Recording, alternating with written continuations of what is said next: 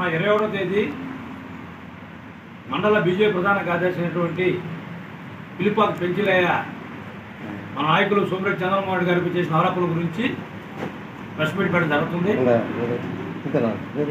స్థానిక నాయకులు అందరపాడు గ్రామస్తులతో కలిసి ఈరోజు ప్రెస్ మీట్ పెట్టడం జరుగుతుంది. నిన్న మన కూటమి భాగపక్షమైనటువంటి భారతీయ జనతా పార్టీ నాయకులు కూడా ఖండించారు. ఆ విషయాన్ని సంతోషం. ఈ మండలంలో వెంకటాచలం మండలంలో ఈ గవర్నమెంట్ తెలుగుదేశం ప్రభుత్వం వచ్చిన తర్వాత కూటమి ప్రభుత్వం సోమిరెడ్డి చంద్రమోహన్ రెడ్డి గారు శాసనసభ్యులు అయిన తర్వాత 26 పంచాయతీలకు సంబంధించి అన్ని అభివృద్ధి కార్యక్రమాల్లో కూడా ఫీల్డ్ ఎస్టేట్లైనా, అదేవిధంగా రేషన్ షాప్ డీలర్లైనా, గ్రామ వివోలైనా, అదేవిధంగా ఏ గ్రామ స్థాయికి సంబంధించి కానీ మండల స్థాయికి సంబంధించి అన్ని డిపార్ట్మెంట్ మీద విచారణ జరిపి సమీక్షలు చేసి ఆయన అభివృద్ధి పనులకు సంబంధించి సమగ్ర ప్రణాళిక తయారు చేయడం జరిగింది. మన మాజీ మంత్రి సర్వేపల్లి మాజీ శాసనసభ్యుడు కాకార గోవర్ధన్ రెడ్డి ఈ కందలపాడు గ్రామానికి సంబంధించినటువంటి పెంచిలయ్య అనేటువంటి వ్యక్తి ఫీల్డ్ ఎస్టేట్కి 3 లక్షలు ఇవ్వాలని డిమాండ్ చేస్తున్నారు. చంద్రమోహన్ రెడ్డి గారు, నా అవయవాలు అమ్ముకొని ఇవ్వమంటావా, నేను అమాయకుడు గుడిసెలో ఉన్నానని చెప్పని చాలా సక్సెస్ఫుల్గా ప్లాన్ చేశాడు.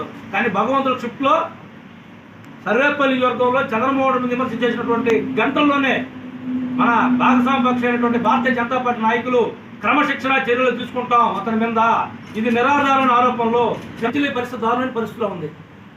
ఈ విధంగా ఈ నియోజకవర్గంలో ఈ మండలంలో కాదు, గతంలో దళితులైన ఉదయగిరి నారాయణని అంతమొందించి దానిలో పోలీసులు సహకారం అందించి న్యాయం జరగకుండా అడ్డుపడినటువంటి ఆ రోజు క్యాబినెట్ మంత్రికి పనిచేసిన కాకార గోవర్ధన్ గారు ఈ నియోజకవర్గంలో దళితులకు అండగా నిలబడి రాష్ట్ర స్థాయి దేశ స్థాయిలో పోరాడి SC/ST కమిషన్లో పోయి వాళ్ళు న్యాయం చేసిన వాళ్ళ కుటుంబాలకి పోరాటంలో మొదట నిలబడింది సోమిరెడ్డి చంద్రమోహన్ రెడ్డి గారు.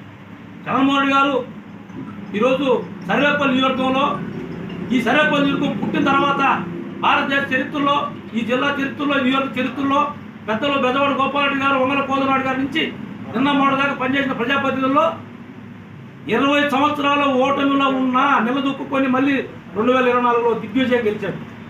ఏ రాజకీయ నాయకుడు కూడా కనుమరుగైపోతాడు. కానీ ఆయన 4 టర్ములు ఓడిపోయినా ప్రజాభిమానం ఉండబట్టే ఇలాంటి గోవర్ధన్ లాంటి దుర్మార్గుడిని మట్టి కల్పించి 2024లో ప్రజలు పట్టం కట్టారు. చంద్రమోహన్ రెడ్డి గారు ఏ రోజు కూడా దిగజారి రాజకీయాలు మాట్లాడే పరిస్థితి లేదు. ఒక దళితుని అడ్డం పెట్టి రాజకీయాలు చేసే పరిస్థితి లేదు. ఒక అధికారిని ట్రాప్ చేసి రికార్డులు తారుమారు చేపించి అతన్ని మళ్ళీ ఉద్యోగం లేకుండా బెదిరింపులు చేసి మళ్ళీ పనులు చేపించి ఆ నైజం సరికొత్త ట్రెండ్ ఈ సర్వేపల్లి నియోజకవర్గంలో కాకార గోవర్ధన్ స్టార్ట్ చేశాడు. ఈరోజు సర్వేపల్లి నియోజకవర్గంలో కాకార గోవర్ధన్ చేసిన పాపాలకి ఈరోజు అధికారులు బలవుతూ ఉన్నారు. ఒక ఇరిగేషన్ కానీ, రెవెన్యూ కానీ, అదేవిధంగా ఇప్పుడు డిజిటల్